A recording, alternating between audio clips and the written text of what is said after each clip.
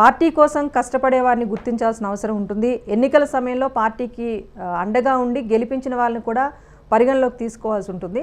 At the same time ఏవైతే reservation wise ఉంటుందో దానికి సంబంధించి ఎమ్మెల్యే కానీ ఎంపీ కానీ క్యాబినెట్ భర్తీ కానీ ఇవన్నీ జరగాల్సి ఉంటుంది.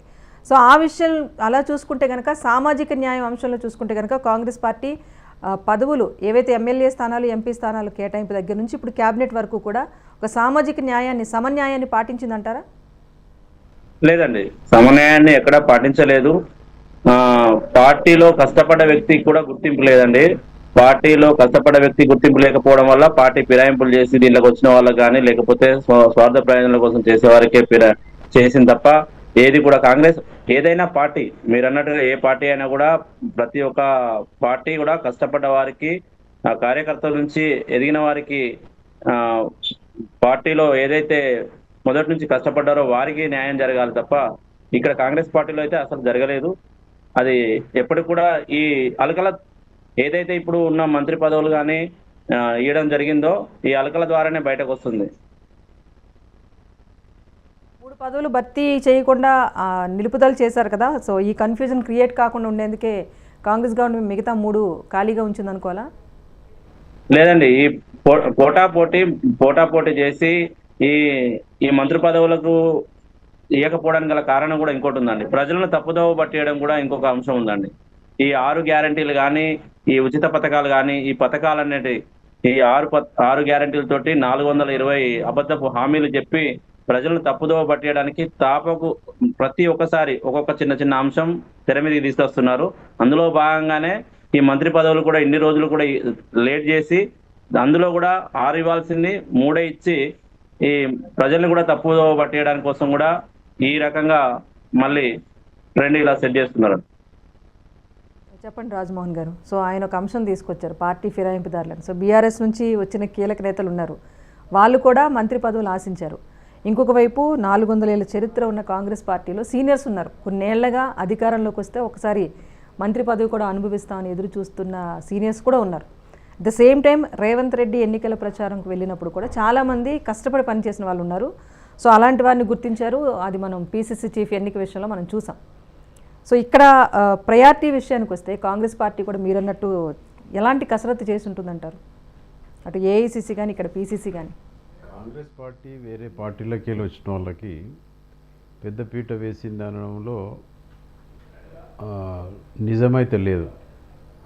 ఎందుకంటే కాంగ్రెస్ పార్టీ అధికారంలో లేదు మొన్నటి వరకు, బీఆర్ఎస్ పార్టీ అధికారంలో ఉండే. బీఆర్ఎస్ పార్టీ బాగా ఒక బలవంతమైన సర్పంలాగా బీఆర్ఎస్ పార్టీ ఉన్నప్పుడు కాంగ్రెస్ పార్టీ చలిచీమల్లాగా ఉండే.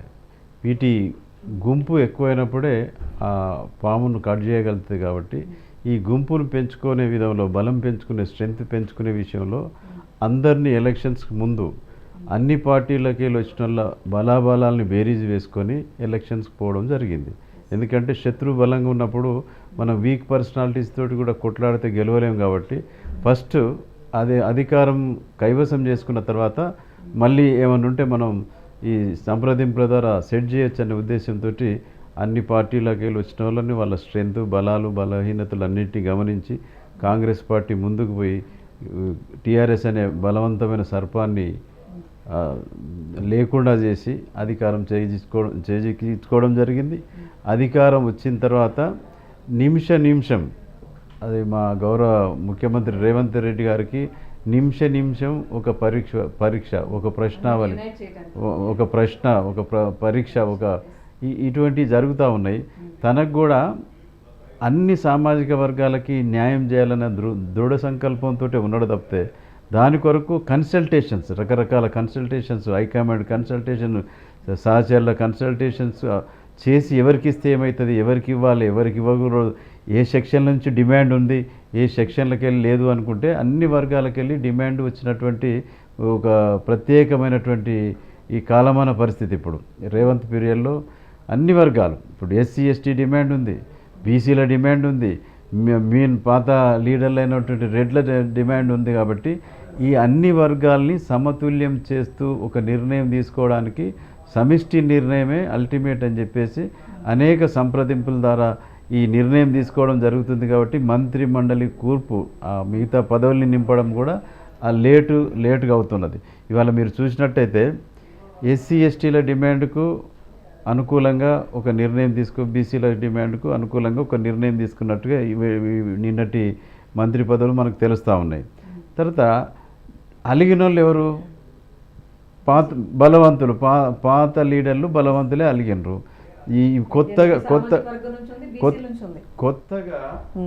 ఎవరైతే డిమాండ్స్ వచ్చినారో వాళ్ళు అలక లేదు, వాళ్ళు డిమాండ్గానే ఉన్నారు. ఈ అలిగింది ఎవరు ఉన్నారు అంటే ఇదివరకు అధికారాన్ని అనుభవించినటువంటి ఒక సెక్షన్కి మాత్రమే అలిగినరు. ఆ సెక్షన్ కూడా హైకమాండ్ సంప్రదింపులు చేసి వాళ్ళని చల్లబరిచి వాళ్ళకు కూడా మంచి భవిష్యత్తులో ఇస్తారు. వాళ్ళకు కూడా అధైర్యపడాల్సిన అవసరం లేదు. ఇప్పుడు కొట్లాడుకుంటే శత్రువు బలపడుతూ ఉంటాడు. శత్రువుని బలహీనంగా చేసి మళ్ళీ బలవంతునిగా చేస్తే మన అనైక్యతే వాళ్ళ బలం పెరిగే అవకాశం ఉంటుంది. కాబట్టి మనం అందరం ఐక్యంగా ఉండాలి. 4 రోజులు వెనుక ముందు పదవులు వస్తాయి పోతాయి. దాని పదవుల కొరకే జీవనం, పదవుల కొరకే జీవితం అనే అటువంటి అంశాన్ని ముందు పెట్టుకొని మనం ప్రయాణం చేయకూడదు. బట్ మీరన్న కాంప్రమైజింగ్ నేచర్ పాలిటిక్స్లో ఉండదేమో. డెఫినెట్గా ఉంటుంది. మీరు వచ్చినప్పుడు పదవులు అనుభవించాలని ప్రతి ఒక్కరికి ఉంటుంది కనుక అంత కాంప్రమైజ్ చేసేది. గతంలో మీరు చూస్తే పివి నరసింహరావు పీరియడ్లో చూడండి, ఎన్నో సమస్యలకు పరిష్కారాన్ని కనుగొన్నది అఖిలపక్షము, సమిష్టి నిర్ణయాలు ఇటువంటి ప్రాతిపదికన చేసింది. కాబట్టి ఇప్పుడు కూడా పివి నరసింహరావు ఏ ప్రాతిపదికన ప్రభుత్వాన్ని ఒక ఉన్నత స్థాయిలో నిలబెట్టిండో హైకమాండ్ కూడా అట్లనే ఆలోచించి ఉన్నత స్థాయి కొరకే ప్రయత్నం చేసి అందరినీ కాంప్రమైజ్ చేపిస్తుందని నేను అనుకుంటా ఉన్నాను. అంటే కొన్ని సందర్భాల్లో ఏఐసిసి నిర్ణయమే ఫైనల్ అన్నట్టుగా తప్పించుకునే ప్రయత్నం కూడా జరిగింది. సో పీసీసీ చేతుల్లో పూర్తిగా ఉండదు. ఒక నేషనల్ పార్టీగా ఏఐసిసి పెద్దల నిర్ణయమే ఫైనల్ అన్నట్టుగా. అయితే అదే స్థాయిలో సొంత పార్టీ నుంచి కూడా సీనియర్స్ నుంచి కొంత లాబియింగ్ జరిగింది అంటున్నారు. సో మొదటి నుంచి కూడా రాహుల్ గాంధీ రేవంత్ రెడ్డికి ఆ ప్రయారిటీ ఇస్తున్నారు కనుక రేవంత్ మాటే ఫైనల్ అన్నది చెప్పకనే చెప్పినట్టు. సో ఇప్పుడు క్యాబినెట్ విషయంలో కూడా రేవంత్ లాబింగే పనిచేసిందా? ఆయన సూచించిన పేర్లనే తెర మీద తీసుకొచ్చారా? ఒక సెక్షన్లో తీసుకుంటే అసిస్టెంట్ సెక్షన్ ఆఫీసర్ ఫైల్ పెడతాడు. మిగతా మధ్య ఉండేటి సూపర్వైజింగ్ యూనిట్స్ అన్ని చెక్ చేసి ఫైనల్గా ప్రిన్సిపల్ సెక్రటరీ దగ్గరకు లెటర్ పంపించినప్పుడు ఇలా కరెక్షన్స్ ఏమన్నా చేస్తాడు తప్పితే మొత్తాన్ని లిస్టునైతే తీసేయడు కదా. సో ప్రిన్సిపల్ సెక్రటరీ అనేవాడు హైకమాండ్, ఈ ఫైల్ పెట్టేవాడు ఏఎస్ఓ అనుకోండి, అసిస్టెంట్ సెక్షన్ ఆఫీసర్. ఫైల్ రాసేవాడు ఇంపార్టెంటే. ఈ మధ్య ఉండేటివన్నీ సూపర్వైజింగ్ యూనిట్స్, ఆమోద ముద్ర వేసేది ఫైనల్గా ప్రిన్సిపల్ సెక్రటరీ లాగా. ఇప్పుడు మనం కూడా ఈ ఫైల్ పెట్టేది తప్పకుండా ఇక్కడ ఉండే ముఖ్యమంత్రి గారు, మన పిసిసి ప్రెసిడెంట్ గారు పెడతారు. దానికి మధ్యన ఎవరైనా ఉండేటువంటి వివిధ హోదాలలో ఉండేటోళ్ళు కరెక్షన్స్ చేస్తారు.